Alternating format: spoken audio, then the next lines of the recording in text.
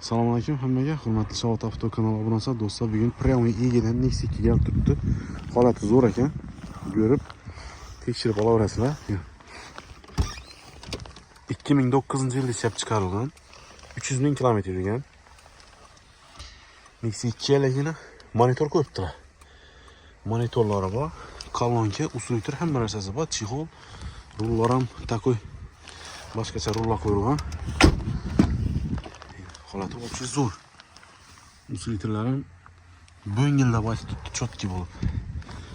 Balon plus 4 dona yumshatma balon qo'yilgan. Balonlar ham toza ekan. Metan gaz ham bor. Xullas, tayyor avtomobil do'stlar, kraskasi nijniy krishasi sapilgan ekan, zanglar uchun. Urari yo'q. Holati zo'r. Narxini keladigan bo'lsak, 35 million so'm narx aytilib turibdi. Premye Ege'dan xohlasanizlar kelishib, pastda turgan nomerlar telefon hisobidan kelishib olaverasizlar. Premye Ege'ning avtomobili do'stlar. Videoga like bosamiz.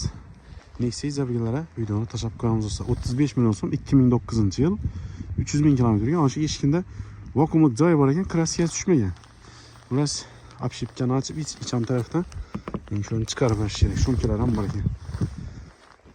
Like bos, esdan chiqmasin do'stlar. Hammaga videoni tashlab qo'yamiz.